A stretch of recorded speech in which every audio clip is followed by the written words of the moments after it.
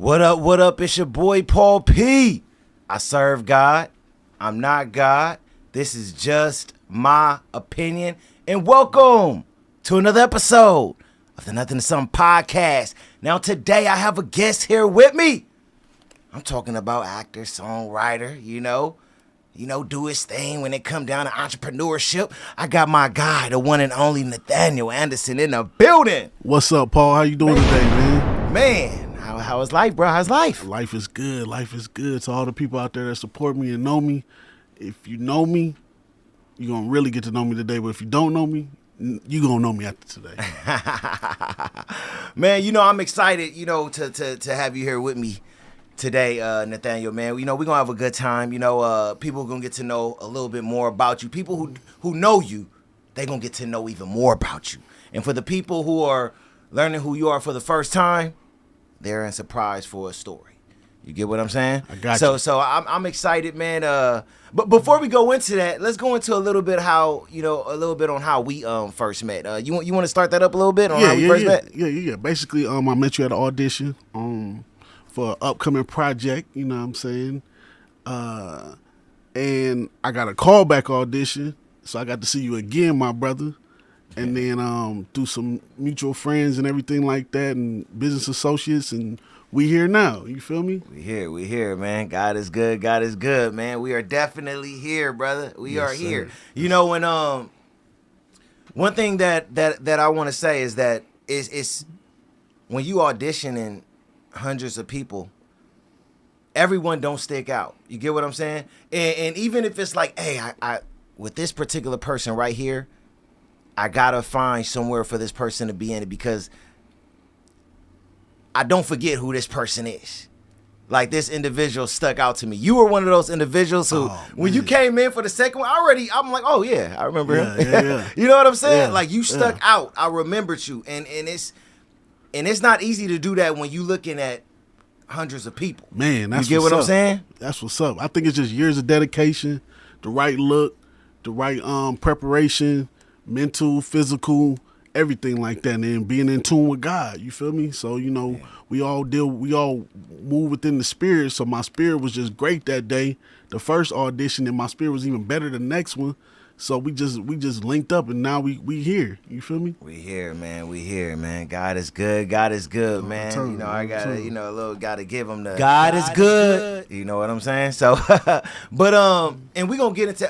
You know what I do want to ask you really quick, and we'll get more into it later. But you have a relationship with God? Yes, sir. Okay, yes, sir. So you Christian? I'm Christian. Yes. I was raised Baptist. Black church Baptist. You feel me? Still in there, my original pastor was E.E. Taylor in Jacksonville, Florida. That's where I was baptized into. He passed away. He had the same birthday as me.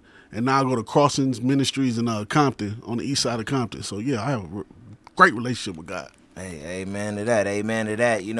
That's important, man, to believe that Jesus died on the cross for our sins and have a relationship with God. So it's good to hear that, and we're gonna get more into that a little bit later. First and foremost, let's start from the beginning, Nathaniel. Okay. I want people to really know who you are. So where'd you grow up at? I grew up many places. You feel me? I was born in Harbor City, California. My first house was on the west side of Long Beach, California, until I was 3. Then we moved to the Inland Empire, Rancho Cucamonga, before next Friday, before you people knew about Rancho Cucamonga. Then I moved to Jacksonville, Florida, because my dad's side of my family from Florida, and my mom's side of the family from the West Coast, California. And then in the midst between there, it's been a little bit of the Midwest, and mostly Atlanta and California since the turn of the millennium, about the same amount of time. Okay. Nice. So you was going a little bit back and forth, from Jacksonville to Cali, then going back and everything. And then like Atlanta, that. mostly Atlanta in here since the 2000. Okay. Moved to Atlanta in 2000. Finished high school in Atlanta, in the Atlanta area. People in Atlanta get offended if you say Atlanta, but Gwinnett County to be exact. Yeah. Gwinnett County, Georgia. Lilburn, Georgia, Lawrenceville, Georgia. Yeah. Then I got a little time in Clayton County, Ellenwood, Georgia. You know what I'm saying? So I've been around. Okay. That's what's up. That's what's up. Now, the time when you first came out here to the Inland Empire, what was that around? Like middle school, high school? As I can recollect, it was two different occasions. So when I was 3, and then when I came back when I was like 9, 10 years old, till I was like 11 or 12. Then we moved back to Florida for a minute. Got you. Okay. And, you know, when it come down to, you know, when people say they familiar with the Inland Empire, of course L.A., because, you know, I come from, you know, Watts, you know, which is L.A., you know, and everything like that. Mom moved around. But when you say the Inland Empire, I went to high school for a couple of years in the Inland Empire. You know what I'm saying? So I went to Moreno Valley High. Okay. So when you say the Inland Empire, you like really familiar with it? You know what I'm saying? Or just Rancho Cucamonga? It's been some years, man. Okay. I live in South LA right now. Okay. And I have a lot of upbringing in Compton too. A lot of my family come from Compton. So I've been in Compton and South LA. I've been in South LA for the last year, but I was in Compton for a long time between like 2008 up and with a 5-year span in Atlanta. Well, Ellenwood, Georgia, to be exact. So, yeah, I've been around, you know. Okay. Now I feel you. Now I was asking because I was gonna, you know, have to let you know. I don't know. You know when it come, because going to high school in Moreno Valley, I was gonna have to let you know, man. We used to smack y'all up in Rancho Cucamonga, man. When it came to basketball, man. You know what I'm saying? When when it came to the sports, we used to, you know. What I'm saying? There as a middle. So I didn't know. I had to make sure. Like, hold up, you wasn't one of the ones we was whooping up on the sports. You better watch out because my sister on the line. She went to Rancho Cucamonga High. She gonna get on you. Okay. Nah, I gotta be real, man. Yes, you know, respect to the sis. But we used to put a smacking, you know, and everything like that. But let's get into talk a little bit about your childhood. Like, you know, you lived in a lot of different places. Mm-hmm. What was your childhood like? I had a great childhood. My mom was a sports manager. My dad kind of worked with my mom as well. I have some famous relatives, and so, like, when I was young, we seen a lot. You know, I met, like, Michael Jordan when I was young. You know, I had a famous auntie. She ran track and field. I met Ric Flair. I met Muhammad Ali. I met so many famous people when I was young. I used to be in limos and hotels, and I would work all day. Like, funny story is, like, my mama let me work all day for her, and she'd always give me, like, a special surprise at the end of the day if I work hard that day. So I used to just run faxes back when you used to have fax machines, but you didn't have like Wi-Fi or nothing. So you have to run to the front desk and get the fax back in the 90s. Yeah. And I used to do up and down the elevator all day. And I used to love doing that. And she bought me a pair of Jordans. Like, you know what I'm saying? So like, I look at stuff like that. Like I had a great childhood. Wow. Great childhood. Wow. Now, would you say that your family was very successful, you know, and everything like that? Or you know, you just didn't notice anything because your mom made sure that you always had the best. What would you say it was more of? No, I didn't have the typical hard upbringing as a child. You know what I'm saying? A lot of my hard comings came on my own. But my mom raised me well. My father raised me well. God bless the dead, my father. And yeah, we just had it wasn't masked or nothing like that. We just had a real good childhood, me and my sister. You know, it was just me and my sister and my mom and my dad before my sister's kids came into the picture around the turn of millennium. Yeah. So we had a great childhood. It wasn't like our parents wasn't like hiding nothing or nothing like that. You know, it wasn't on like nothing crazy or nothing like that. It was just a real good upbringing, and we had a lot in the 80s and the 90s. You feel me? Yeah. All the way up to like the millennium, and then we kind of grew up, and then, you know, and then we just kept living life. You feel me? That's what's up. So your pops and your moms were together, and they still married to this day? Yeah, my pops is gone. He died 3 years ago. Sorry to hear that. Oh, it's all good. Yeah, and then my mom, she live in Compton right now with my sister. You know what I'm saying, and stuff like that. And yeah, man, I just remember having a bomb childhood. Like it was. I mean, we had like little stuff like I was in the Olympic Park when they bombed it back in '96. I mean, we had like little stuff like that, you know what I'm saying, little racism here and there from like haters. Yeah. Or you know, we dealt with like the world, but like as far as a family, we always been close knit. You know what I'm saying? I go to my extended family on both sides and everything like that. I mean, we dealt with the world's issues, you feel me, that come to us dealing with the hate we got, but we were very prominent people, you feel me? Yeah. You know what I'm saying? You know, yeah. That's what's up. That's what's up, man. You know, one thing I could tell just by talking to you right now, you know, when it comes to your childhood, it was very stable. And one thing that I always say, because you say your pops, my pops was in my life. People don't understand how important it is for young kids, especially young boys, to have your pops in your life. Because I can tell you're a level-headed guy. You know what I'm saying? Just from, you know, meeting you at the audition and on you now, you very level-headed. Thank you. You know, so having, you're welcome, man. So having your pops in your life help you become who you are today. Of course, having both of your parents, but man, when you have both of your parents together, they there, you know, like that could do so much for a child. You know, a lot of people don't talk about that, but I like to bring that up. Because you like, nah, my mom and my pops was there. We were good. Yeah, I had the loving basketball, the you know, them type of, you know, them classics, you know, like I grew up to those because that was what I seen and that's what I felt.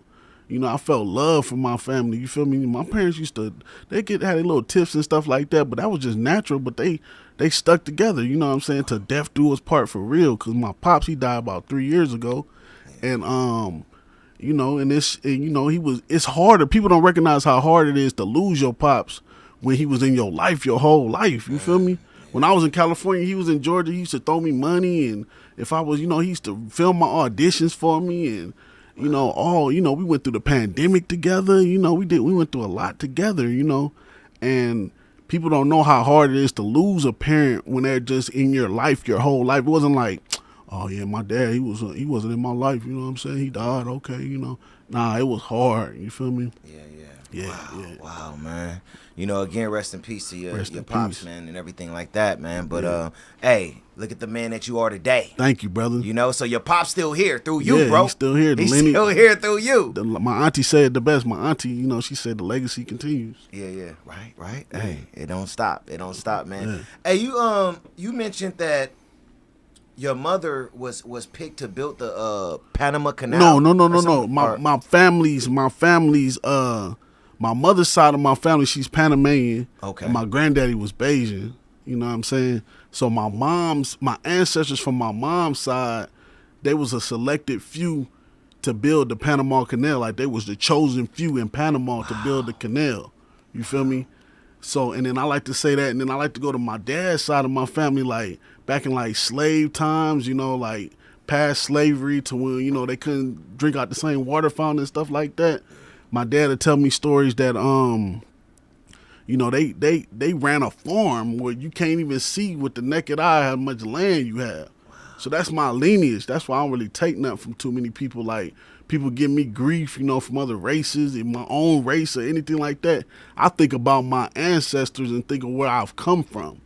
You feel me? That's why I don't take, like, you know, like, anybody come to me and bang on me in California. When I say bang on me, like gang stuff and, you know, stuff like that or whatever, I be thinking like, man, you know who I am? Like, you know what I'm saying? Like, I hate to say it like that. It's not really too cocky. It's just like my lineage from my mom's side and my dad's side is so strong. It's like I'm unstoppable. You feel me? Yeah, real talk. And I feel like we need to look at that sometime. Like, that's a whole nother issue I could talk about, but I ain't gonna go into that right now. Yeah, you know, that's deep. That's deep. Yeah. You know, I want to kind of like break down, you know, both of these things that you mentioned, because people don't understand how deep it is what you're mentioning. Like for instance, like just by doing the Ancestry, outside of like my grandfather and my grandmother had 17 kids, right? Okay. And then us cousins came after. I was the first, but it's hundreds of us, right? Okay. I don't really know too much past that. Yeah. I found out a little bit when I did Ancestry. Yeah. Right? And it was stuff that I found out that I had no idea. I'm like, what? Yeah. That's not what I was told. Yeah. And you know, you could tell someone anything when you don't know what's going on past your grandfather, right? Yeah. So I want you to really get into it. So when it come down to your mother's side, you know, being a part of building the Panama Canal and everything, how did you learn about that? And how deep does this go when it come down to your mother lineage and everything like that? I haven't even got all the way deep into it. You know, my mom just basically gave me like a brief overview because she really gets into the ancestry. Like, it's people in my family that really get into it. Like, you know, they really want to know where they walked and stuff like that. So I got family that have been to Panama and everything. I haven't been to Panama yet, and I haven't walked there yet. But I got cousins that in Panama that speak full-blooded Spanish. You know what I'm saying? I don't even know how to speak Spanish. You feel me? And I've seen them when I was young, you know, and I seen pictures. My mama she always liked to keep photos and pictures and tell me the truth about, you know, my family and stuff like that. And it's just mostly just good stories, you feel me? Like, and it's just like, it's incredible. You know, I haven't even dug deep into it. I got cousins that go way deep into it where they change their name. And I got people like me that's just starting to scratch the surface. So I'm really just starting to scratch the surface of it, you know? Wow, man. So now knowing that you have family back there, you know, and everything, have you tried reaching out or saying, you know what, I want to go down there and meet people in my family who I didn't even know I have. Have you got that deep with it yet? I'm going to get there because, to be honest with you, just to keep it real, the last 9 years of my life, I just been paying on a car note, so I just paid my car off. So I'm about to start taking more trips and stuff like that. Hey, for real, that's another issue. That's another topic. But, hey, I've been paying my car off, so I ain't really had time to really travel too much. But before I had got my car, I went to Brazil, and then I seen like the influence of like Panama people that was coming to Brazil and stuff like that, and how they interact. But I'm gonna get to Panama soon. But I got like uncles and aunties and cousins and stuff that have been out there multiple times. You know what I'm saying? So dope. It's nothing to reach out to them and see how they experienced it. Dope, man. But I've been really getting into, since my father passed, I've been really getting into my father's side of my family, like learning more about them and everything like that. Because I didn't really grow up around them. I grew around my mom's side in California mostly.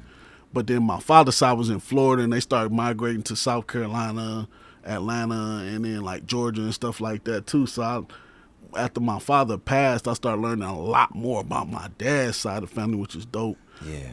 I've always known my mom's side of the family, but you know, it's just to know your lineage is like incredible. Like if you don't know where you come from, you don't really know yourself. You know what I'm saying? Facts. You know, yeah, you right about that. And you said so going into your father's side too and everything, you said your father and grandfather ran a farm. Well, my father he was raised up on the farm back. He was born in 1952, and he was raised on the farm, so he learned how to drive a tractor when he was like 8 years old. Like he was on a tractor, wheeling around at 8 years old. He'd tell me stories.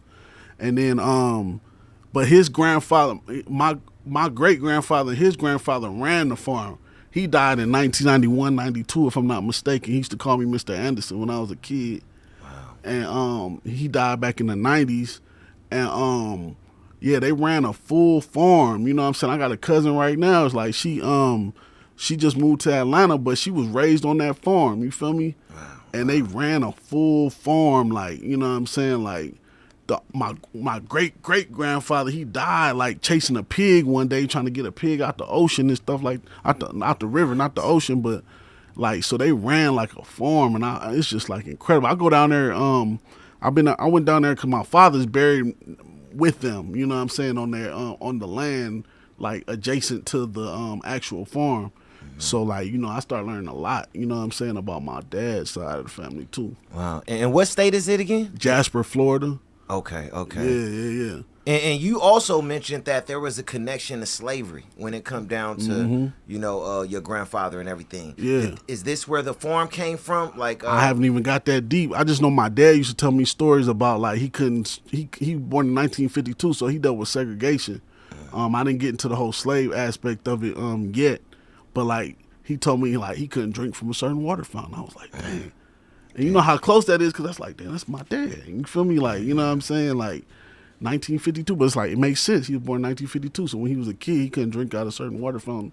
Man. So he'd tell me briefly little stories about that, and he'd tell me little stories about, like, you know, my dad was really into, like, people knowing they true family. You feel me? Like, you know, he to the day he died, he wanted to make sure, like, okay, this your cousin, he want to know your true family. You feel me? So he was really into that. You know what I'm saying? So, yeah, you know. That's deep, man. That's dope, man, just finding out about your history, you know, because like I said, a lot of us, especially Black Americans, we don't know. Yeah. You know, look, I keep it all the way 100 when it comes down to it. You know, I'm like, if I'm going to sit down on this seat and do this podcast and talk to people, I got to do that, right? Yeah. And I'm not going to lie, like growing up, we were told that we had Chateau Indian in us. You know, I was told that since I was a kid. I'm talking about, it went as far as you know, my pops growing up would tell me, don't check that box when it say, you know, African American. You know, like check the box, you know, that says like either other or Indian American. Yeah. It was that deep, right? Yeah. So I didn't really know anything other than, okay, us outside of being black, we got Chato Indian in this, right? Okay. Bro, when I did the Ancestry thing, it blew my mind, and I saw a couple of my other family members who also did it, but never talked about the truth of what came out of it. What did right? you find out? I'm So interested. when I checked it out, I found out first and foremost I had no Chato Indian in me. Oh, It wasn't there. But a couple of surprises came up. okay. So maybe the one that people would expect, you know, I had Nigerian in me. Okay. You know, a fairly, I'm gonna say about 20%. Okay. But the one that blew my mind was the Sweden. What? 24% Swedish. Dang, just as much as your African side. Bro, Sweet. just as much. It blew my mind. Dang. And I'm like, oh, I see why people ain't talking. You know, because like like growing up, my uncles and them was proud about that Indian. Yeah. You know what I'm saying? Like they was proud about that. So they'll talk about it. But I saw a couple of them that did it years ago Yeah. have not talked about what they discovered. So they was lied to. They was lied to, and I when they saw that, I'm like, I'm guessing they didn't want to really talk about that. Yeah, they was because everybody want to be Indian. Yeah, You everybody, know what I'm right? saying? Like everybody was Cherokee back in the day. Facts, And you all know. these Indian tribes, you know what I'm saying? Yeah. But people got white in them. It's a lot of mixed races and stuff like that, especially in these days and times. You know what I'm saying? Facts. It's crazy. And that's the stuff that we That's don't very see. interesting. And that's the stuff we don't want to talk about. Yeah. But I'm like, nah, we got to keep it real when We it comes got down to. to it. It isn't our fault when it comes down to the mixtures of this and that. But what's facts is facts. And most Black Americans have either some type of African descent in them, you know, and also some type of European European. descent in them as well. You get what I'm saying? I got you. You know, and a lot of them don't want to talk about it. I got you you. know, like since some of my family members found that out, you know, I talked to a couple about doing their ancestry. They don't want to do it. Man, You know, they don't want to see that that. reminds me like the movie Life when when Can't Get Right had got the Caucasian girl pregnant, and he found out it was a black baby, and that man was so racist. Yeah. And it was like I'm that daddy's pa. I'm the papa of that I'm the youngin. papa. I'm the baby. I'm the baby. I'm the baby. So, because it's like that go to show you. I bring up that movie because it go to show you like does racism still really exist? Because you got so much in you. You can be racist to your own self. You feel me? It's crazy. Bro, when I was looking at, you know, like when you go to Ancestry and you see the third and fourth cousins and stuff like that, Yeah. I have family members on there that look like children of the corn. I'm talking about as white as you could be. Yeah. You know what I'm saying? Yeah. You know, like I got cousins. I got Caucasian cousins. Like, and they cool. They probably cooler than some of my black. I hate to say it. Like we get along well. You feel me? yeah. Yeah. But it was just a shock, man. It's a shock. So for anybody who have never did Ancestry, hey, I think your life is short, man. I Do gotta it. do it. I gotta Do it. fully Know do what's it. going on when it Yeah, come down yeah. to your family heritage. No, like, no. Hey, you know? deeper than that though, I really want to get into the ancestry. And when I start traveling the world, cause I have a vision of like really traveling the world and just traveling. You feel me? Yeah. I want to walk where Jesus walked. Like, you know what I'm saying? Like, Man. there's so much you can do. It's so much you can do. Amen to Like, that. amen to that, because there's so much you can do. Where it's be like, I go to church every Sunday. And I done gave my 10% every Sunday. Yes. I done opened and closed the doors every Sunday. Yes. But if you really got a worldwide mind, I want to walk where Jesus walked. Like, Bro, you know what let's I'm go saying? to Jerusalem Let's tomorrow. go. You down? Bro. We gotta You do it. down? Hey, we got these mics. Let's get this All right, podcast. show over. Let's Show go. over. So we going to Jerusalem. Out of here. We We'll out see y'all of here, in Jerusalem. man. I'm with you on that. You talking my real. language right now. That real. that would be a blessing, man. But yeah, our history go as deep as back in those times, right? To where we don't really know what we're truly connected to when it come down to, you know, that, you know. Skin. But Man. but don't think, I just want people to understand, don't think that it stopped at Black American. Don't think that it stopped there. it's a lot going on. You know what I'm saying? Yeah. You know, so yeah, man. You know, so I'm glad that you do know some of your history I'm when it comes to your family. So that's dope. Yeah. So likewise. Yeah, yes sir. Now you know what, like, so you eventually came to LA more full time, right? Recently, like, how long you been out here since you stopped jumping back from state to state? You know, growing I've been up. back out here 2 years, going on 3 years. Okay.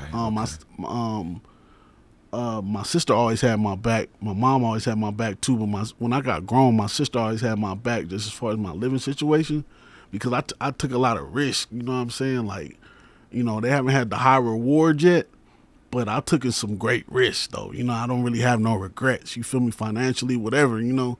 Yeah. So and I still got what I have. You feel me? And when I say that, I'm talking about musically, I'm talking about acting wise, I'm talking about entertainment as a whole. You feel me?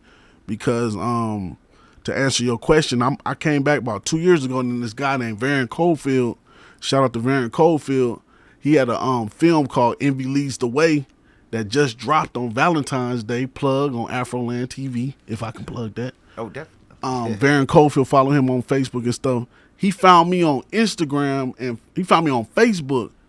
And this was the first time I didn't really have to audition. I auditioned for the role, but he found me first because it was hard to cast this role. And I played this character named Calvin. Envy Leads the Way. It's on Afroland TV right now.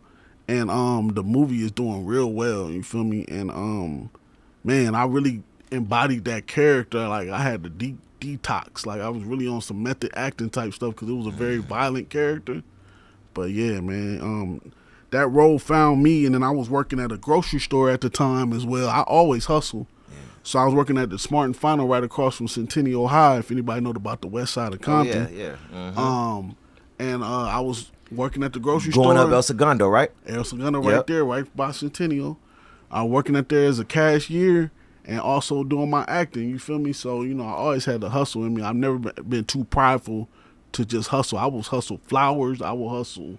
I done hustle poetry before. I done hustle whatever I have to do to free my mind from the day. You feel me? Because I feel like if I have idle time, it really is the devil's playground because I hate idle time.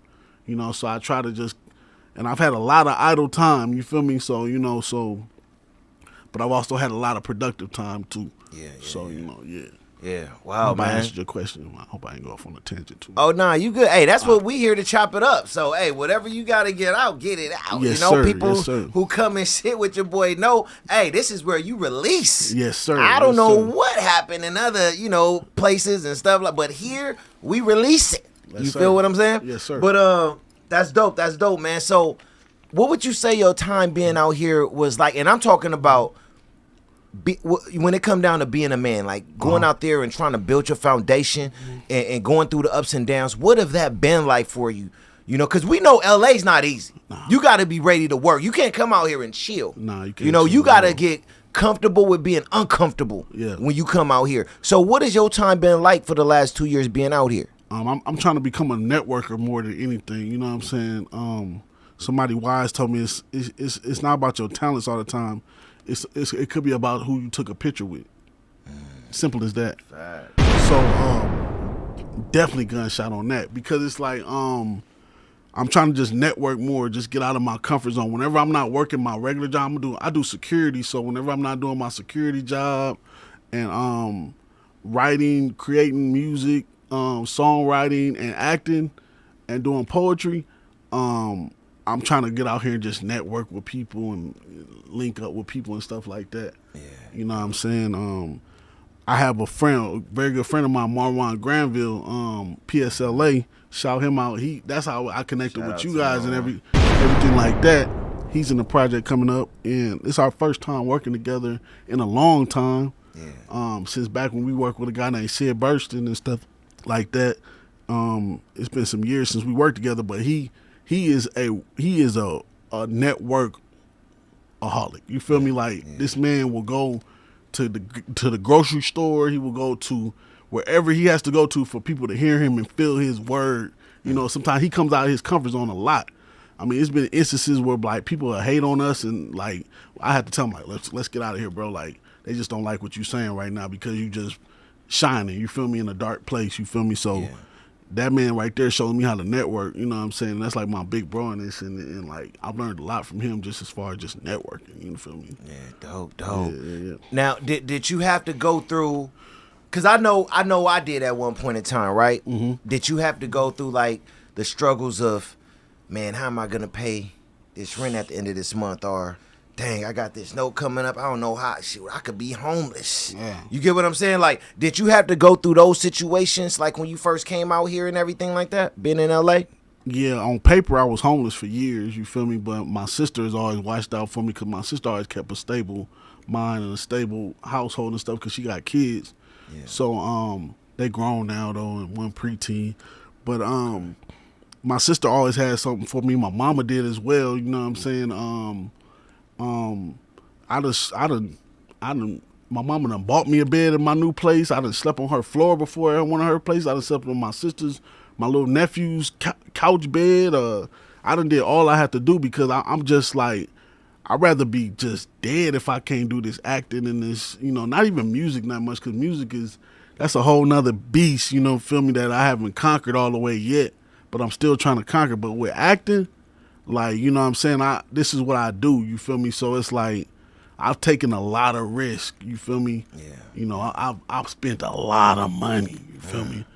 You know, pow, pow, pow, pow, pow, on that. Yeah, you know what I'm saying? Like, people don't know from, like, we could talk about self-tape auditions and all that when that became before the pandemic, where people like, where you got to spend money if you don't have the setup yourself like we have here, and you don't really know how to do it, you know what I'm saying? You have to go pay people to audition to have a chance to be seen by somebody. Yeah.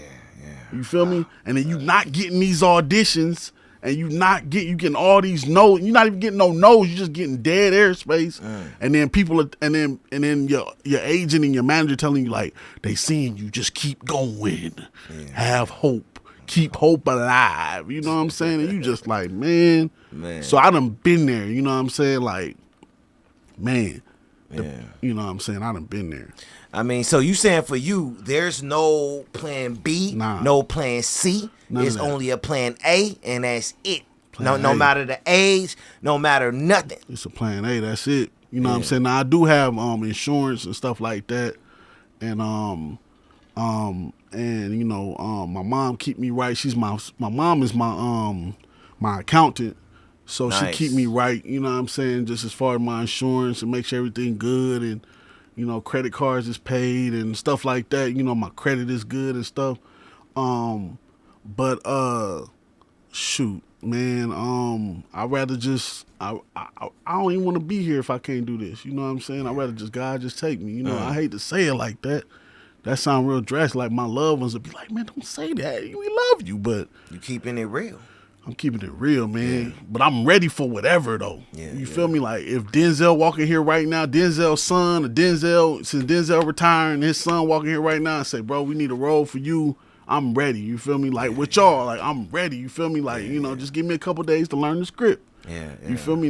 And if I need a couple more days, I'm going to really embody this character. Like, I love being somebody outside of myself, but being able to relate and come from my own soul and bring to you a character. It's not fake. This ain't the WWF, you know. And WWF ain't even fake sometimes, because them guys go through a lot. You feel me? Because I love wrestling. You feel me?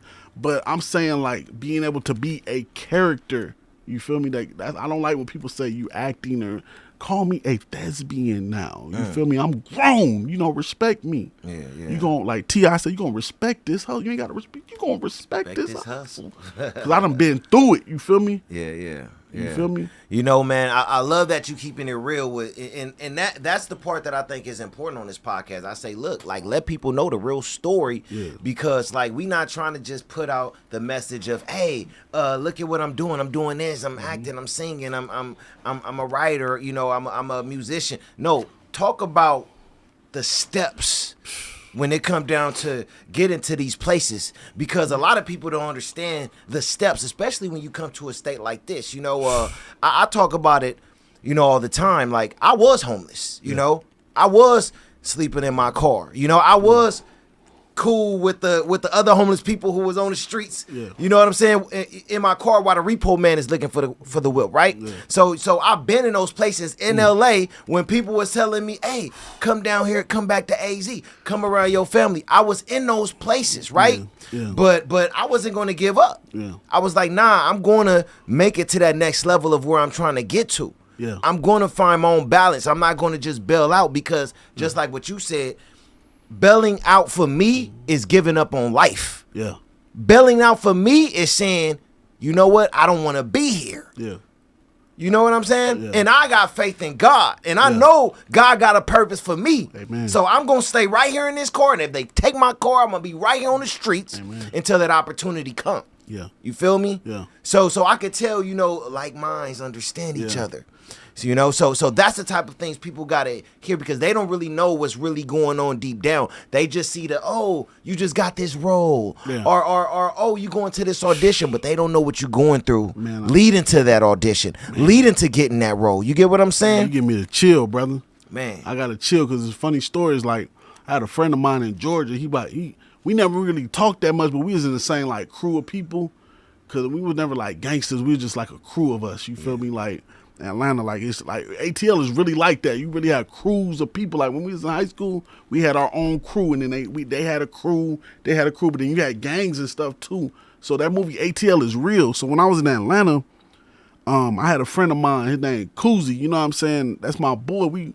We've been connected lately, and he was like, man, I was in jail one time. I hope he don't mind me telling, but he's like, I was in jail on 4 different occasions, and I seen you on TV in the jail.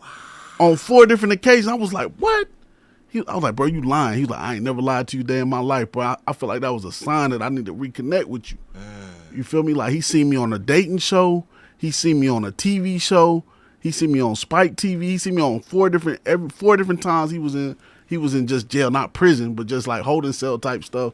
And he was like, man, I feel like I need to reconnect with you. And he put me on a high pedestal. And I'm like, damn, I'm kind of humble too. And I'll be like, because I ain't got there financially yet, you know what I'm saying? I'm still punching the clock and, dealing with the job and stuff like that too. Thank God, thank you for the job. Yeah. You feel me? God, man. For real, like, these people always, that's a whole nother issue. I'm going to get to that later.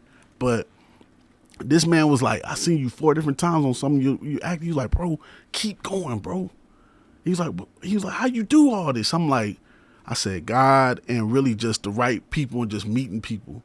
It ain't been no agent. It ain't been no manager. I done had managers, agents, ain't had no success with them. I done had 3 managers and 4 agents, no success. All this has become between God and purpose. You feel me? And this is my purpose. You feel me? I worked hard for this. I was not that good at first. You feel me? But I went to classes. I got a lot of training. You feel me? And then, and it's just been real. It's the realest. It's not even, I don't even want to say it's a struggle no more. It's like I done passed the struggle. It's just like I'm in the wilderness sometime, but I'm going the right direction. I know I'm going the right direction. For real. And that's what people see. We giving a lot of jewels when it come down to being out here in LA and trying to make it right, because a lot of people expect and think, because people don't talk about this, so when they see someone on a commercial or a TV show or whatever, they just think that it's just straight up. They don't know that, hey, they still out there grinding it out, right? So when it come down to it, you may get a gig or a commercial slot and you may even make 5, 6, 7, 8 grand, right? But the bills are so high out here, you already looking for your next 2, 3 gigs to line them up, because if you may be good for the month, but you still got next month and the month after that. So you got to have gig after gig after gig lined up. So just because you see me on the commercial, just because you see me on TV, just because I was a part of writing that song, it don't mean that I'm lit when it come down to my finances, man. It's very hard when it come down to making it entertainment and really get into that level. So I mean, talk about this. What I want you to get into a little bit. Talk about, like you said, your boy saw you on a commercial, and you played on some other things. Yeah, like 4 different times. He seen me on 4 different occasions on 4 different things. Yeah. So do your people ever expect or think that you're somewhere else financially than where you're not at yet? And if so, talk about like a time when that occurred. Man, that's a great question, man. I gotta think, but I ain't gonna think too hard. I know. It go back to my childhood, really. Like my mom, we always had it, so we people always thought we had more than what we had. You know, we had it at times, we didn't have it at times. You feel me? Some people got greedy and took what they took and left their real soldiers stranded. And then sometime, you know, they came back and they said, we sorry. You feel me? You know what I'm saying? And I'm not saying that to blame nobody or nothing. I'm just saying some real poetic stuff. You feel me? Yeah. But people always thought I had more financially. You know what I'm saying? Like, people always thought I had just a very well off. You feel me? So when they get surprised, when they see you on that commercial, or they see you on that, got that role on that film, they think you own, right? They financially you good. Hey, send me a couple of dollars, right? Yeah, it be like that, and it be like, bro, do you what? You better off than me right now. You feel me? You got kids, homie. You can go to the county building. You got a wife. You know what I'm saying? It's just me. I believe it's some nights it just be me, homie. Me and the wall trying to create, you feel me? And it's just like, man, you feel me? It just be me and them four walls be closing in. Yeah. I don't have what people have, you feel me? Because I'm taking risks, homie. You know, I gotta dodge that beautiful chick that wanna be with me, but she telling me to go get this job because she wanna have her own stability and structure and a provider. You feel me? Yeah. And she ain't seen me with Denzel's son or Chadwick or R.I.P. or anybody like that yet. I'm still on the underground. People don't know. Like, when you still on the underground, the chitlin circuit, you feel me? The underground, still trying to come up doing them black box theater shows. Getting paid what you only gonna get paid from what you bring to the theater. You got to go promote now. On that. You got to go promote now. You not about to get you ain't getting no money yet. You got to go get the people here. If you build it, they will come. You feel me? And then you got to figure out it's a lot to figure out. But then you got to study them lines, boy. You know, you got to study them lines. They don't have structure like Paul and them where, you know, where you going to do rehearsals and stuff like that. It's on your own. But what about when you got all these rehearsals and that project fail? Them projects fail. You feel me? And when I say fail, I'm saying they don't even make it to this. They don't make it to the city. You feel me? They fail because such and such said he was going to do this and he want to be the next Tyler Perry and he need to recognize that he in competition with Tyler Perry instead of trying to get something to Tyler Perry. You're not going to get that shit to Tyler Perry. Tyler Perry has a lot, excuse my language, Tyler Perry has a lot going on. You feel me? Like, you're in competition with Tyler Perry. Just because he's a billionaire don't mean nothing. You're in competition with Jay-Z. You're in competition with Kanye. You're in competition with these dudes. These dudes got to keep $1 billion, homie. They trying to make that $1 billion not go back to $1 million because they got to downgrade. They can't go back to the hood. The hood is waiting to kill them. You know, Nathaniel. One thing I want to mention, man. You threw some jewels out there. You said some important stuff, right? Man. Some really important stuff. I want people to understand something though too. When it come down to, you know, like you see that board back there, the city, and the things that you mentioned, what people really don't understand, for the people who don't understand, is that when it come down to doing these independent projects in LA, I'll never forget. When doing the city, it costed me about a good 120 grand. When I first started it, I didn't even know what it was gonna be. You get what I'm saying? I had no idea. I'm like, okay, probably like 30,000 because I'm doing independent. I'm not trying to do no blockbuster, no main screen or even Netflix. I just want to do an independent film and let's see what happens. At the end of doing that, just about 80% of the money that was in my account was gone. Those are the risks you got to take when you trying to make it. And I'm talking on a bigger scale right now. I'm saying, even like you said, coming out here trying to act, product. All the money you gotta spend, you gotta get headshots. You know, then you gotta go and pay for the headshots to print them out. You know what I'm saying? Then you gotta get gas or get an Uber to go to the audition. And you better not be late. You know, at the same time, you got to eat every day. You got to pay rent. All of this stuff costs.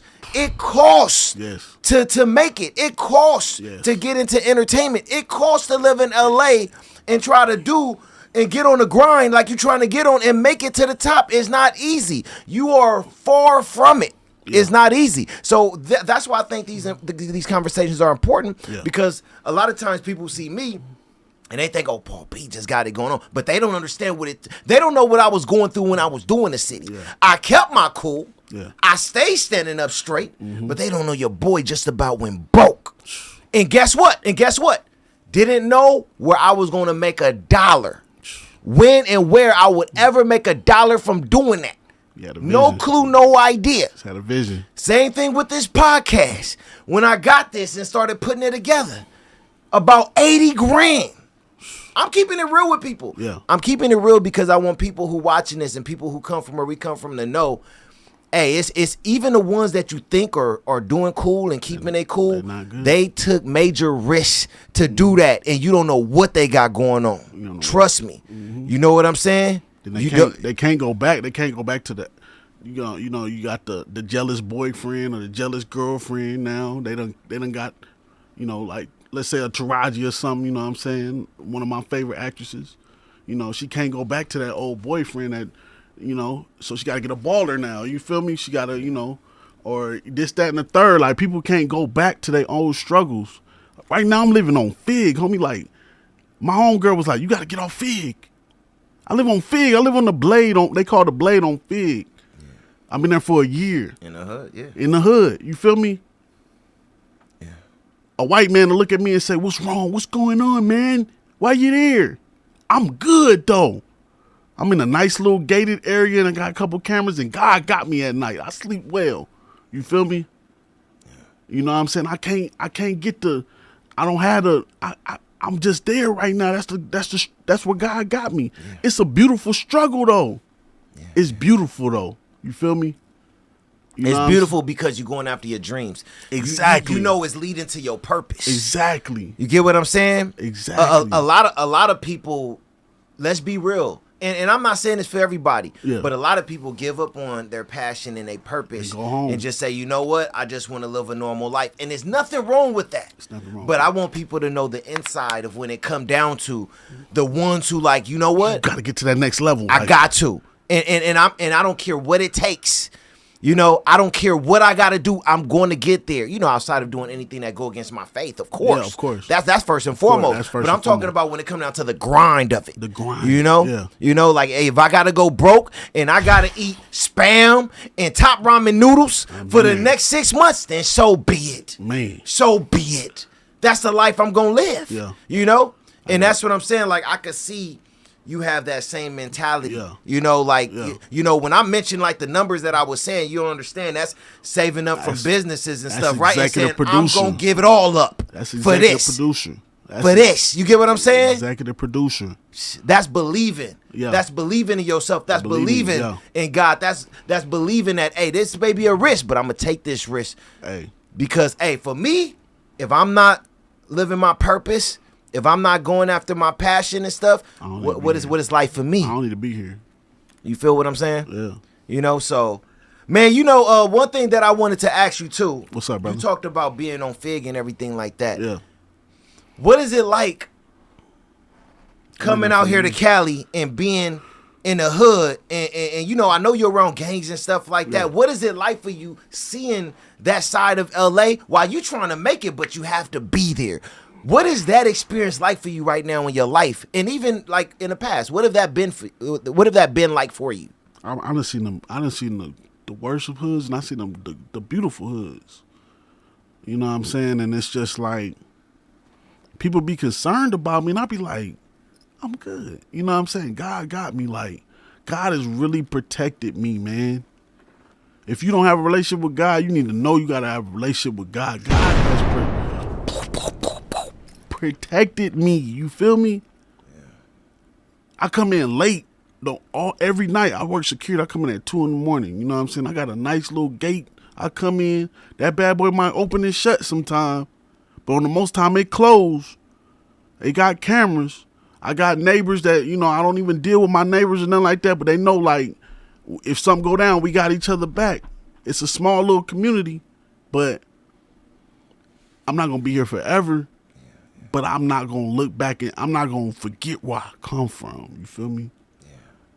A lot of our elders, like a lot of our, like I'm an uncle, man. And I tell my nephews, I instill stuff into my nephews, like, that their mom is still a lot into them. I can't do what their mama do. Their mama is incredible. My sister is an incredible mother, homie. I done see my sister incredible. Shout out to your sister. Shout out to my sister. You know what I'm saying?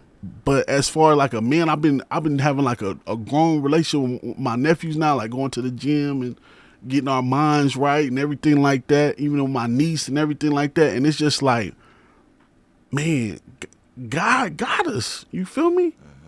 At the end of the day, God got us. You feel me? Like, don't matter what. When we lost my dad, you know what I'm saying? That people don't know that took a toll. Like, everybody was around, and then everybody went back to their work and stuff, and then you just sitting up there like, I sat up there like nights, like, man, crying, homie, like in tears, going to work. I had to go right back to work. My sister had to go right back to work.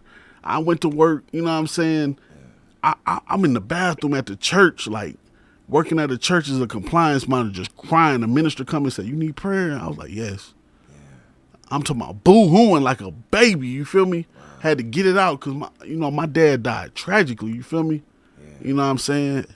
And it was just like that took a lot on my family, and my family has been through a lot in the last 3 years. And we climbing though. You know what I'm saying? We constantly elevating.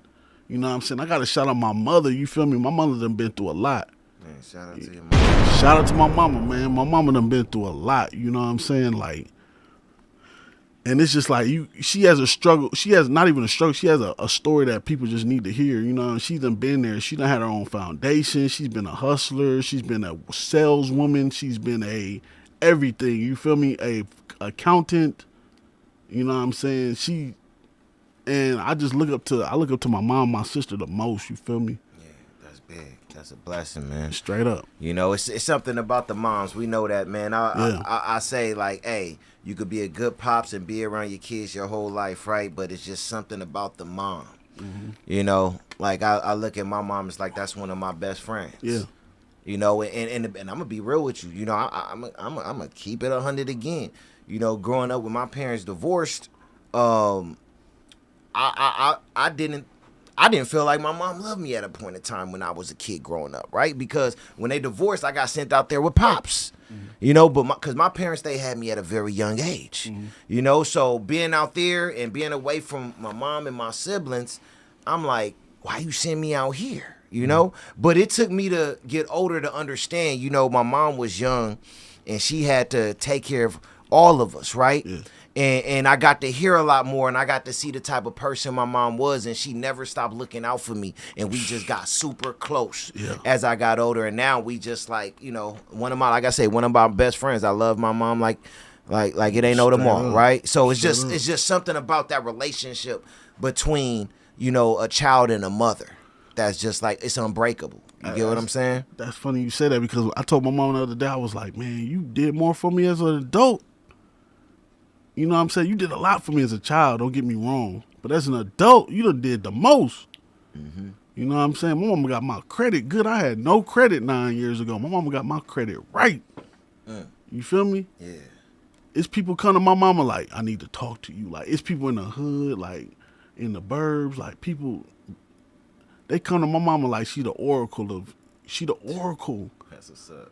Like in the Matrix, that's my mama, man. She real like to herself and low key, and she just want to go to the casino and have fun. Like, she deserved that. She had a very hard life. Yeah. You know what I'm saying? Like, straight up. Yeah. You know what I'm saying? And if I'm to the point now, like, I'm like, I just want to see you go to the casino and just have fun. I love to see you smile and make money. You feel me? Because that's what she deserved to do. Life is short, man. Life is short. You know what I'm saying? Yeah. You know, so going back a little bit when it come down to growing up in the hood, did you go through like dealing with anything with the gangs, getting banged on, or them, where you from? Have you been through a little bit of that being in LA? Because a lot of people don't understand that's real when it come down to the gangs in LA. You know, gangs originally started in this city, right? So did you go through any of that, you know, being back out here? Man, I'll go through that shit to this day. You feel me? That shit is real, man, because on Fig, I keep a low profile. Like, I wear my clothes and stuff, but I hop in my car, I get on the highway. I don't cut through too many side streets and stuff.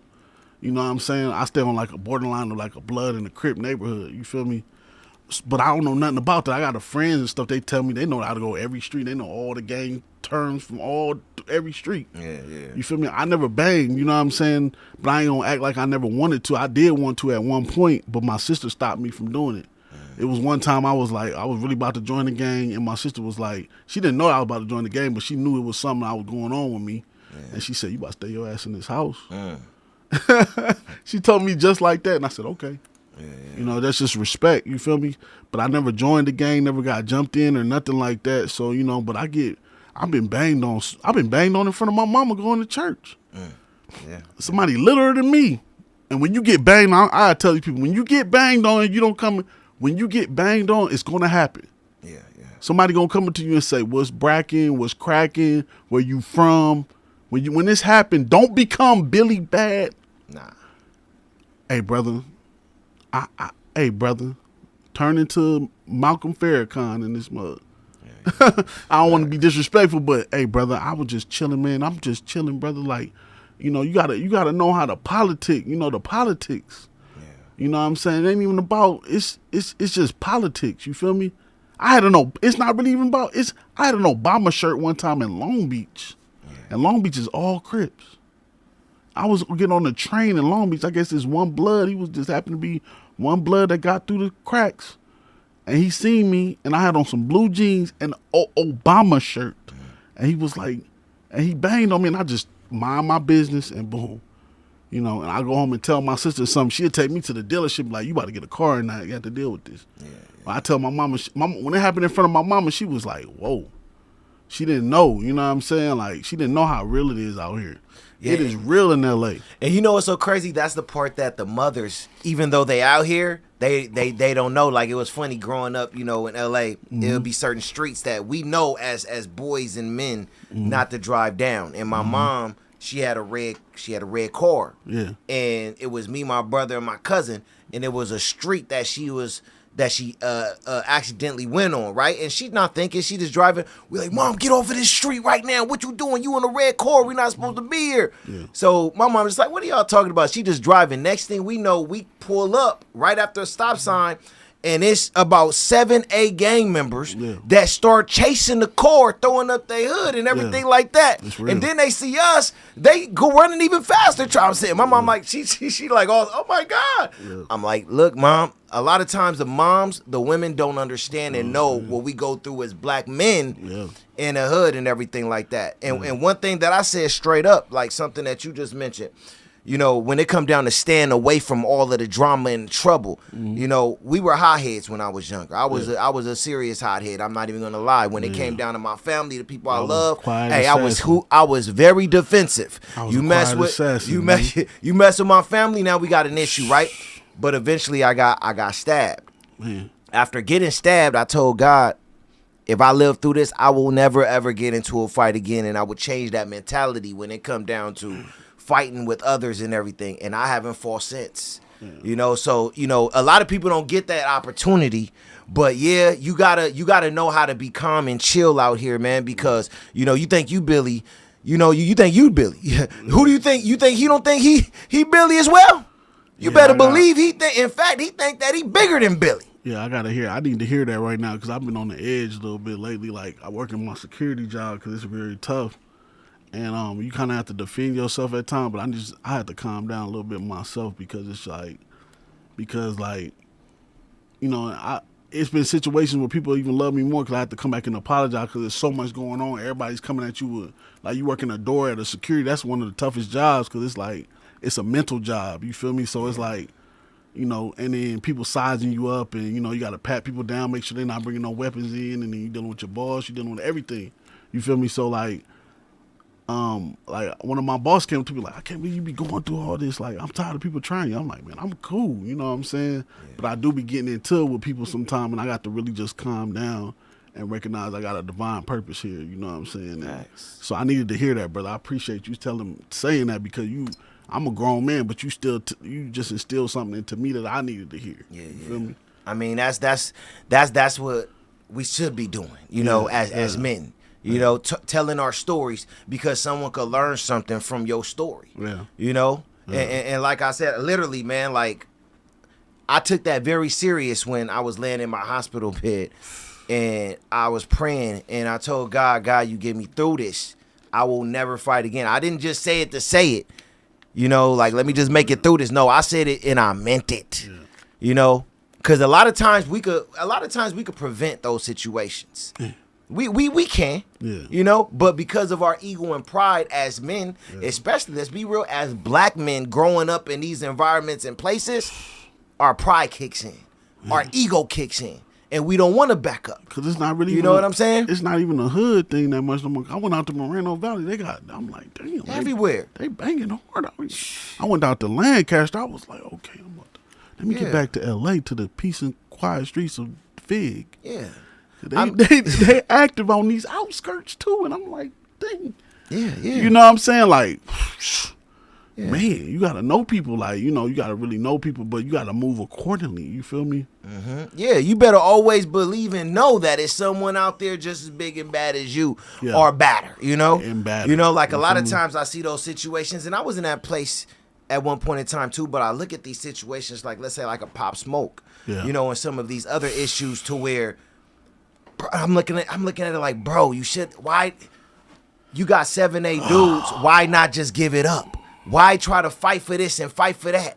You know, you look at XXX Tentacion, you trying to fight for something, and these dudes got a piece. These dudes could take you out just like that. Give it up. You can have it all from me, bro. Yeah. What you want? You want this? What else you want? Can have this shit. What else you want? In fact, I help you take all these computers to your car for you. You know what I'm saying? Like, I'm not playing with nobody, man. I'm trying to live to see tomorrow, right? Yeah. You know, just because we believe in God and we get on our knees and we pray and we say does not mean that we still are not accountable for the decisions that we make here on this earth. You feel me? Yeah. Exactly. You know, but what was you gonna say about Pop Smoke? Man, them two situations, that XXX Tentacion, because I study hip-hop, you know what I'm saying? I'm like, I should be one of them hip-hop connoisseur, like, dudes, like Sway or somebody, because I study these situations, and those two, that's funny you brought up the XXX and Pop Smoke, because those are both setups. Like, those two situations were both weird. Yeah. And they ain't had to do nothing with California or this, that, and the third. One was California, one was Florida. You know what I'm saying? And it was just like the XXX one was, oh my God, like it's, oh man. Yeah, they weird, but you know what too? I look at those situations and people may not agree with me. Man. I look at them as they could have been preventable too. I'm sorry, just the way that I believe. But a lot of times, like I say, our ego and pride put us in situations. Like I'm like straight up, man. When we was filming the city, me and my film guy was going out to get some drone shots. Mm-hmm. And we was getting drone shots, and this is right when Nipsey passed. I mean, like, when we was filming, like, during film. I sat up here and looked at these two pictures. Bro. That's sad. Every time I see these two dudes, I get sad. Bro, look, like, during filming, we was filming at Crenshaw High when Nipsey got shot on Crenshaw and Slauson. Yeah. So we was filming during that time, right? So we was getting drone shots, and this is right after he passed. And I remember the dudes who was kind of guarding his shop, lots of them, they saw our drone. So they followed it. Okay. They followed it right back to where we was at, right? Yeah. So they came over there hot. Yeah. Banging. Cause, you know, doing these shots, I said, you know what? I said, you know what, brother? First and foremost, my name is Paul P. I shook all their hand. Yeah. I said I don't mean no disrespect. You know, Yeah, in they fact, I mean respected nothing you. but respect. They respected we doing you. this film. In fact, I would love for y'all to be a part of it if y'all can. This is what we got going on. This is what we doing. Yeah. You know, and everything. And after I said all of that, man, they had another Respect. level of respect. They saw I They wasn't trying to, respect you. They wasn't- be they- King Kong around them or anything like that. Like, what They you talking about this? They like, nah, this is a good brother, man. We ain't even finna, we gonna let this slide. It's all good. Yeah. Hey. To go back to the whole banging situation, because that just brings us back a full circle. When I got banged, every time I got banged on, either I'm quiet and I'm just ready to move, or I just really come very respectful with these dudes. Yeah. Because if you come respecting, articulate on these dudes sometimes, some of them will be like, nigga, who is you? Like, excuse my language, but like, who is you? Who you think you are? Or some of them it'll mess their head up. Yeah, like, I had on some yellow shoes. This was recently. Only time I got banged on Fig. And God told me, don't go in this store right now. And I did not listen to the Holy Spirit. Because I went into the store and I wanted to get some chips or something, some Rap Snacks, because that's my chips. Yeah. The little baby Rap Snacks is my chips. I almost lost my life that night over that. And this dude, I seen him, and he was a blood, and I had on some yellow shoes, and I was like, the Spirit said, wait till he leave, and I didn't listen to the Spirit. The Spirit said, don't stop here. I didn't listen to the Spirit. That little voice, it be there. That little, when you're moving a little slower, that's the Spirit. And I walked in the store and the dude said, what's bracking? I was like, oh, I said, sorry. I said, brother, and he did one of these, like, like they get nervous, like, like and then he went to his car and left, and that, I was protected. That was the one where I should listen to the Spirit. The other ones was like, I couldn't avoid it. Yeah. I mean, yeah. Like I said, I believe we always going to get that opportunity to get out of a situation, but what decision are we going to make? Right? What decision are we going to make when we are in that position in place? And let's be real, don't make that Billy Badass decision, because that gets you killed out here in LA. You got to make that. You got to make that politic decision and trust God to get you out of this situation and get you home. Yeah. Because it's all about getting home at the end of the night. All these niggas talking all this. These rappers, you listen to all these rappers talking all this. Oh, you in the streets, we outside, bull. It's about getting home and getting old and gray. Yeah. Facts. That's what it's all about. Facts. Period. Right about that, man. These cats out here in prison and in they're in the penitentiary, not jail, and it's a lot of us in the grave right now. Legends, we see them right here. Yeah. You feel me? They didn't get a chance to their legacy lived on more than their legacy lived longer than them. Yeah. And it's just like, man, it's just sad, bro. Yeah, definitely. Talking about I really don't get too deep into hip hop and everything like that. But I focus on us as black men. Yeah. And also when it come down to being wrongly incarcerated and things like that. And so one thing that I do want to ask you is what's your thoughts on that situation with A$AP Rocky? He just got proven not guilty. Shout out to him for that.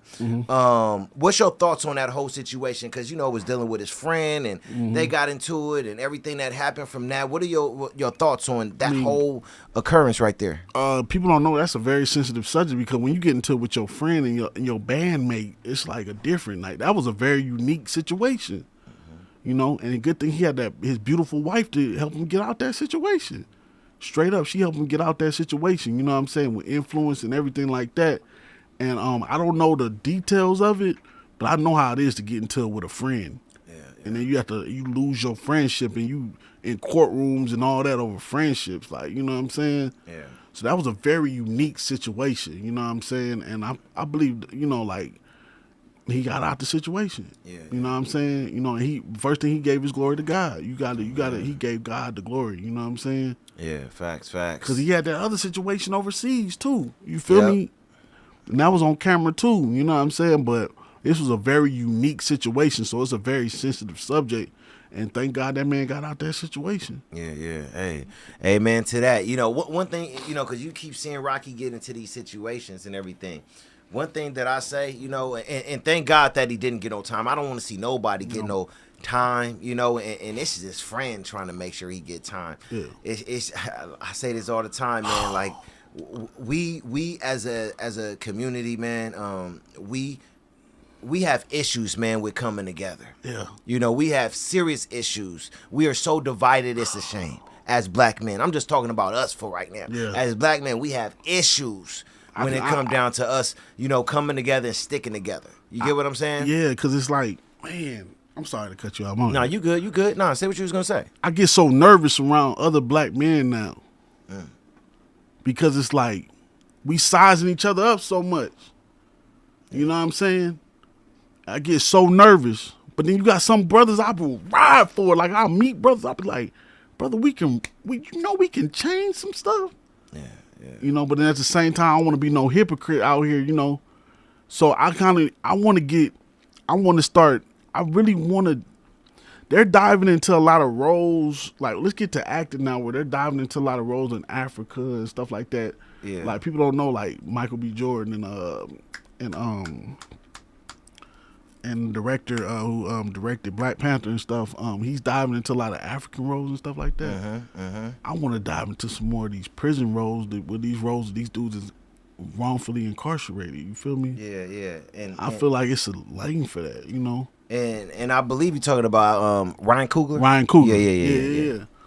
Yeah. Nah. That's I'm with you on that, man. Definitely, you know. But what you said, man, makes a lot of sense. And also too, I wanna show some of we got some comments and stuff like that I do want to put up. So everyone who put in comments, continue to leave comments. I'm gonna go through and read some of the comments. So appreciate everyone who tapping in and you know, got something to say, because we want to hear what you got to say too. But what you just said, brother, you're not the only one who feel like that. I'm sure that I am positive. Yeah. There's millions of other black men out there that feel like that. Yeah. That feel, you know, nervous or uncomfortable or feel like, hey, I gotta watch my back when you have another black man around you, because of how divided we are, because we constantly attacking each other. You feel more comfortable. You feel the crazy part about that is that you feel more comfortable having a white man or a Hispanic or some other race or culture around you, than having another black man, because you like, do I gotta watch my back with homie right here? Yeah. You know, am I good? And that's a crazy thought. When you really sitting down and talking about that, that's a crazy thought and feeling, bro. It's crazy. You know? You get what I'm saying, though? I get it. It's crazy, man. So this is why I say we got to have more conversations, you know, as black men together. And I don't want to just make this just a black thing. You know, at the end of the day, like, as Christians, we are brothers and sisters through Christ, and as when it come down to the world, we all need to get along and have love for one another, right? Yeah. But I'm just saying, when it come down to where we came from, we all was out there walking around paranoid. Yeah. Paranoid of the next black man who was gonna come out of his house, probably paranoid too. Yeah.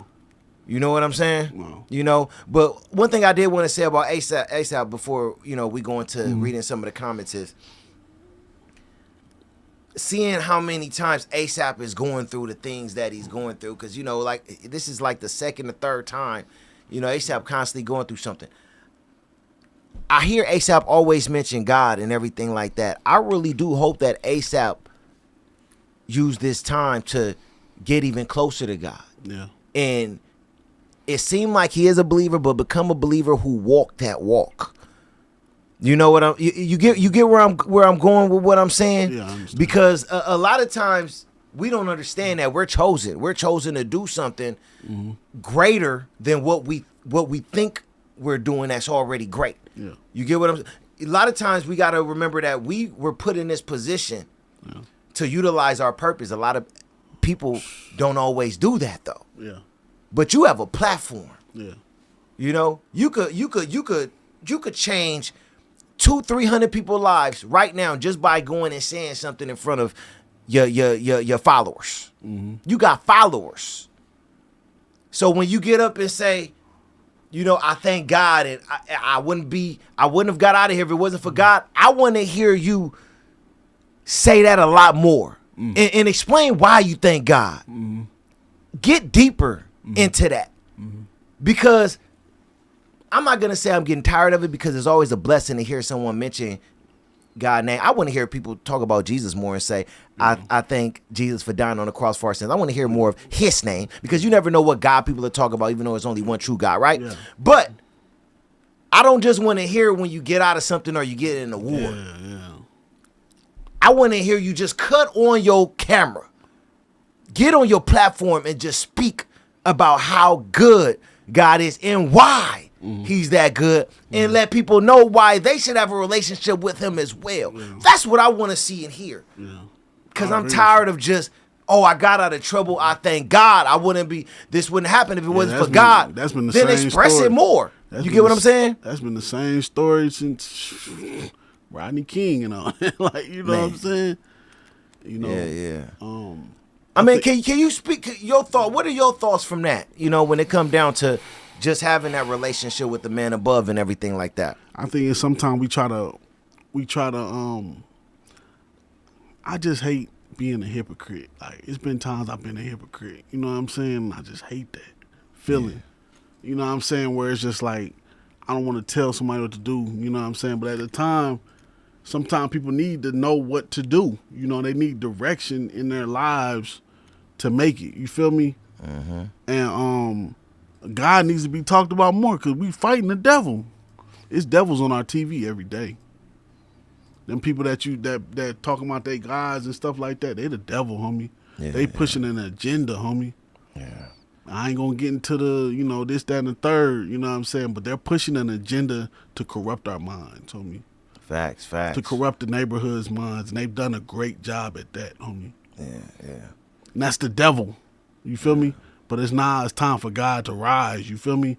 Yeah. And I'm not talking about just, I'm not talking about the evils of the church at times. I'm talking about when I said I want to walk where God walked and walk where Jesus walked. I really want to do that. This ain't because Kanye made the song. Yeah. I'm talking about, I always thought like that. I was like, man, I want to go when he rose again, where he died, I want to feel that feeling. You got to, I really want to do that. That's just me. That's my own thoughts. Yeah, man. You feel me? But we got to stop praising these people that are, I hate when people, and I ain't going to bring up no names, but a couple lines I said a name ago. But if you read between the lines, I hate when people go through something, use God, then come back and do some demonic stuff right after that. You feel me? Stuff that's classless, that they know better than that. Like what Kanye did, right? Exactly. I mean, let's keep it real. Yeah, let's keep it real. Why were you walking on this, why were you walking on this red carpet? Because you mad because they talking about Kendrick a lot, and they talking about Jay, and they talking about B, and you got your issues with them, and you ain't really been rapping hard lately. You know what I'm saying? You ain't been rapping as hard as you have lately. Your beats are incredible, but your lyrics ain't up to par because you confused. And you bring your wife on the red carpet dressed like that? As a black man that was just praising God last year and talking about God got you through something, now you hanging back. You are confused, boy. Yeah. Like, you know what I'm saying? I don't care if you hate me for saying this, if you ever hear this. I'm saying it because I love him. Yeah. Bro, come on, man. Let's get back to the essence of this, bro.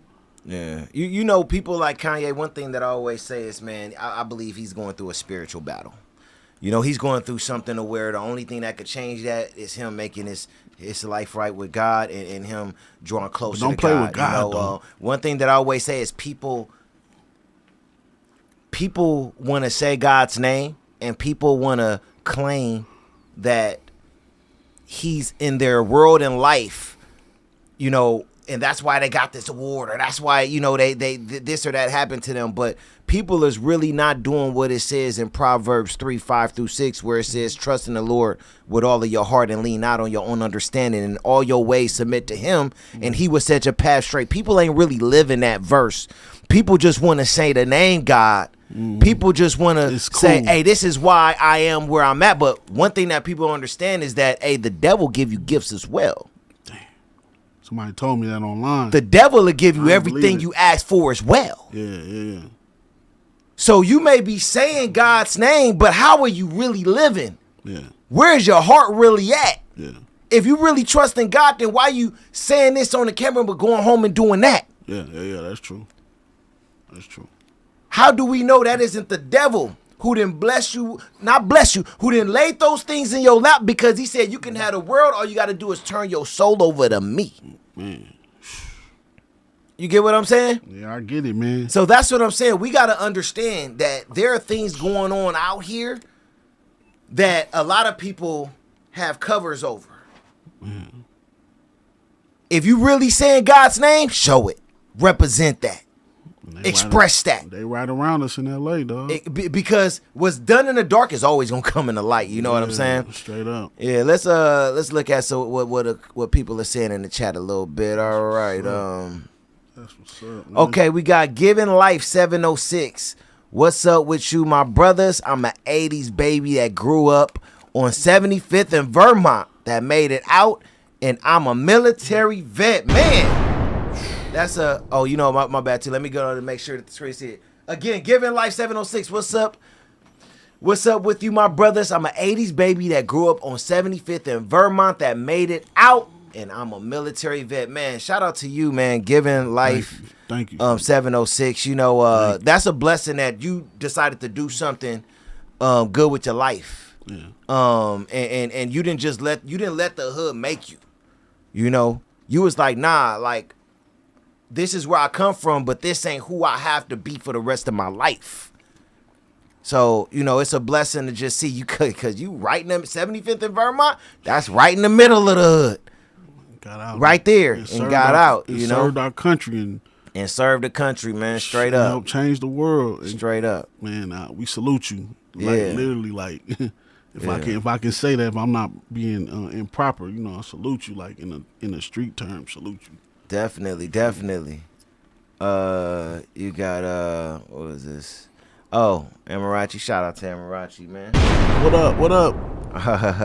Always all love. Let me see. We got Miss Sticky Fingers Santiago. My name is Miss Sticky Fingers Santiago. I think we have any questions. I don't know what else. I don't know if you meant that as a question. If so, let me know. I really don't know if you're trying to ask something or not. So let me know if that's what you're trying to do. Went through. Okay, another one. Giving Life 706. So true. You got to look at people like they're going through a lot more than you are. I've been in so many places that I didn't know that was places you shouldn't be in at certain times. Yeah. I mean, it's crazy out here. Yeah. You know, and when you go to you in the military, so you know you go to different places in the world. I mean, it's worse in some of these other countries and places like that. You know, you just got to make sure that you have a relationship with God at the end of the day, and you can't think that you the big bad wolf. And there's no one out here that could compete with who you are as a man. Yeah. As men, we gotta get out of that. As men, we gotta grow past that, because all that's gonna do is take your life. And I'm trying to live as long as God want me to be here on this earth, man. Mm-hmm. You know, I'm trying to do as much as I can with my purpose, man. Mm-hmm. You know, so if we want to be here as long as we can as men, you know, you gotta be humble. Yeah. You gotta be humble. You know, you gotta believe in something. You know, have faith. Yeah. You know, stay close to your family. Yeah. You know, and yeah. And one thing we gotta speak. One thing I do. It's a high percentage of myself is really my own competitor. You feel me? Yeah. one thing that can be our own self-destruction is starting to compare yourself to other people. Because you're starting to get different spirits. Like, you see this person, like, man, I'm more talented than him. Then you say that, then you're going to say that about 3 more people, and then you're going to be confused yourself. Yeah. And you're going to want to give up. I know my greatest times is when I put my head down and I work. You know what I'm saying? And I just work at something. Because it ain't really about, people always put an age limit on things. Yeah. It's about getting old and gray. Yeah, you feel me? Facts. You know? Yeah, facts, brother, facts. You know, one thing I want to ask you too, because we talked about that in the beginning a little bit, but you said that you go to a church in Compton? Yeah. Or something like that? Yeah. Just a little bit, if you can, just speak on, you know, what is it like at the church that you go to, and just your relationship with God? Like, where did that come from? Was this something that you grew up with, or later in life you just develop a stronger relationship with God? Both sides of my family just I've always just had God instilled into me. It was just I was raised in the church. You feel me? Don't let the braids and the sunglasses fool you. I was raised in the church. I'm not afraid to admit it. I've seen the highs and the lows of the church. You feel me? I've seen a lot of highs in the church. You know, I've been in many churches. I'm sorry to stop you, but bro, see, that's what I want to ask. Why do we say that though? Like as Christians who, you know, don't always talk about it in the open. Like, say you said, I'm not afraid to admit it. Talk about why do you think why do you think a lot of people who come from the church house say that? Because, when they putting it out there in the open? Because of what's cool or not. You feel me? Like, as men, you feel me? It wasn't cool to get up and start clapping our hands and praising God in church. I seen my cousin do it. That was one of the coolest people I ever seen. He was one of the funniest, cool people do it, and I started doing it. And that's a doggone shame. That's a shame. You feel me? Like, as much God does for me, I can't give him his graces and give him his praise. Yeah. You know what I'm saying? It's like, because it's a line. It's like either you're doing Christ-like things or you're doing the devil. You feel me? But it's really like levels. You feel me? Levels. You know? And when I say the highs and lows of the church, I've seen it. You feel me? I've seen the preachers do the worst and preach. You know, my mom used to work for a preacher. You feel me? You know, he'll come up to me and be like, "Hey, how you doing, son?" I got a C in math, homie, because my mama here every night. You feel me? I ain't like that. My mom had a slave for no pastor. You feel me? That's the lows. You know, that ran me away from the church for a minute. You know, when I really lost my true pastor, he passed away. You feel me? And then I started seeing the changes in the more corporate church. You know what I'm saying? The corporate side of things, you know? And then I start going into corporate America myself. And being, you know, and then you have to come to a corporate church and corporate America. You know, I wanted to get that down home feeling. You feel me? That's just me personally. You feel me? I might be wrong saying it, but that's just me how I feel. You feel me? And, you know, and then, but I always come home. You feel me? I'm always accepted home. You feel me? Whether it be St. Luke Missionary Baptist Church on the west side of Long Beach, where I was born to, or my church in Compton, or my uncle's church. I have multiple church homes. I'm not just, you know what I'm saying? Or it's my church home in Georgia, my church home in Florida. You know what I'm saying? Because I'm just on a journey. You know, God got me on this journey, and you know, and I'm just gonna continue. You feel me? Yeah, I mean, and at the end of the day, you're not wrong about anything that you're saying, because, like you said, it's your journey. Appreciate you know, one thing, definitely, man.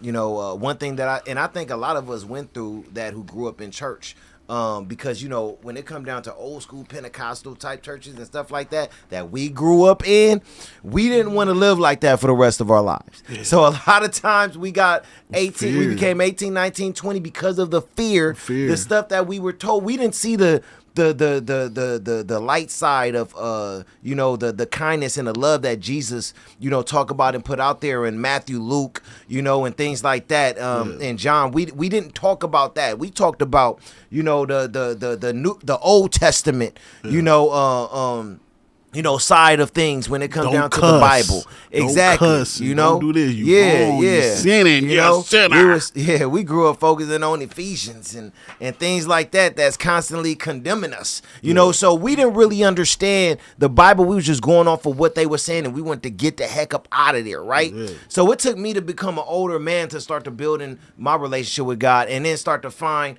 some of the pastors who I started to respect, like Dr. Tony Evans, and Miles McPherson, Bishop Blake, and these pastors like that I'm like, okay, the message is different. Plus, I'm reading the word for myself, and I'm really seeing what it's about. So I'm like, okay, this is what it's about. So a lot of times we had to go and build our own relationships, with God, and I wanted to mention something too when you talked about the coolness of church, and a lot of people don't see it that way. Bro, about now 8-9 months ago, I totally changed my platform. When at first my platform was about just getting the best content on here, interview. I went to I was bringing on people who had beef with other people. You know what I'm saying? People who who are popular on other platforms that was coming on here. Some of the biggest names you can name when it come down to YouTube and everything, right? But I wasn't feeling like that was what God put me here to do, and it wasn't drawing me closer to God, and nobody who was watching closer to God. So I switched it all up. When I did that, I lost a lot of subscribers, and less people were coming to watch. Which I understood that was gonna happen because I was switching up the content. So people didn't see it as cool for a while anymore. But I'm like, you know what? It's okay. Because at the end of the day, I feel better in my heart, in my soul, and in my body. And eventually the right people are going to come, and that's what started to happen. It started to grow a different audience. Plus some of the people who were watching were dedicated, and they continued to watch, and I started to see them talk about being uplifted because of the word that, was talked about on this podcast. So, we go through that as Christians, and it's okay.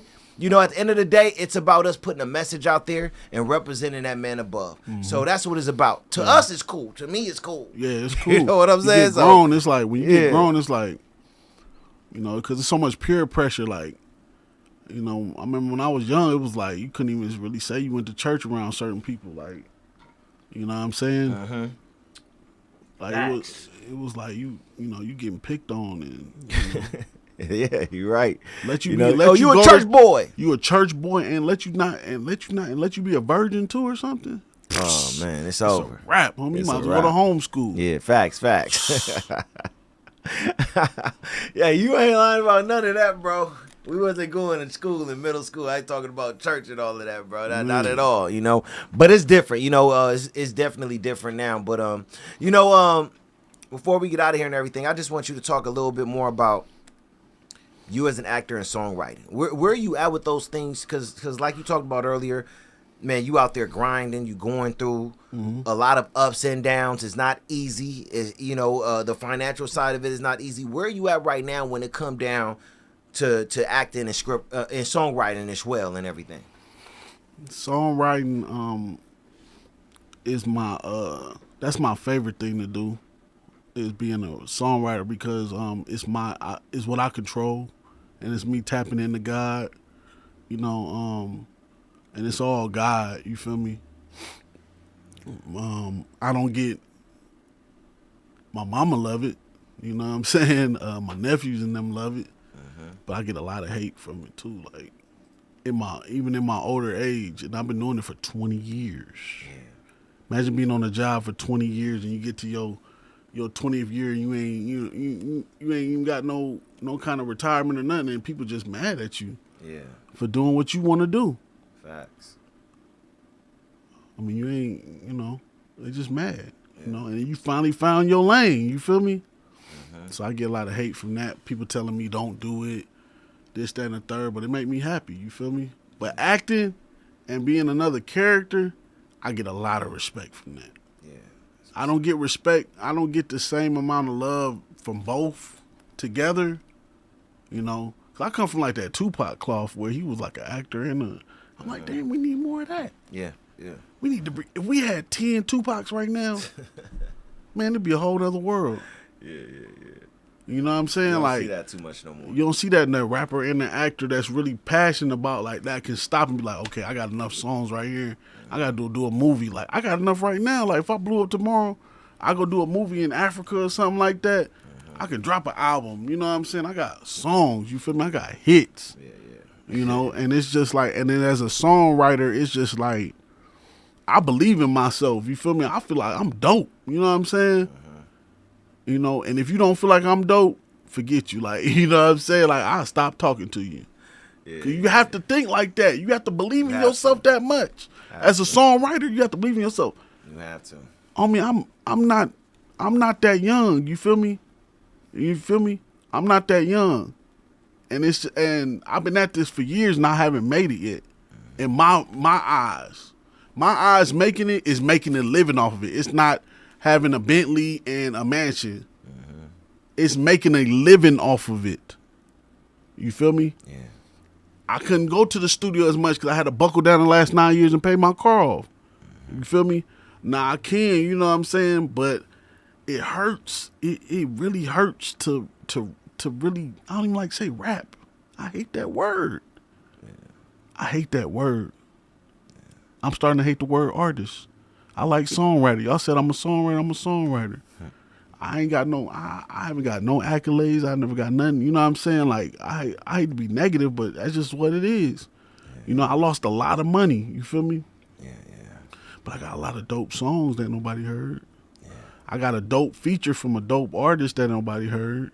You know what I'm saying? I'm not going to put it out there yet, you know, because I got to get my paper up. But I lost a lot, you know what I'm saying? But I have a lot in the vault, too. And as an actor, I've lost a lot, too. You know what I'm saying? Pretty much self-tapes and gas, you feel me? And that's pretty much it, just self-tapes. I like how y'all brought it back to the old school and had a real audition. You people out there, look at me in my eyes. You get these people gave us a real audition. You know what I'm saying? So anything they doing, Paul is doing, and associates and everybody around. You know, I don't want to mess up their names or nothing.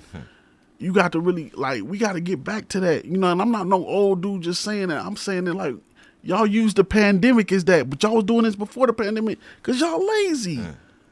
Let these actors get to these real auditions and feel the real emotions of it, and stop. It's messing with their mental health. I don't want to do no self-tape. I hate self-tapes. I hate it. I want to be in front of somebody and I want to audition. I've been at that a long time. I've been at both of them about the same amount of time, but I'm really like a poet, you know. I started doing poetry first. I was in a poetry slam. I got 5th place out here in LA. It was like mostly just Caucasian. I have a lot of accolades and stuff like that, but I'm looking for management, you know what I'm saying, for just entertainment as a whole. I need help. And I don't want to, at the end of the day, I need help. So anybody out there, I need help. So keeping it real, man. Keeping it real.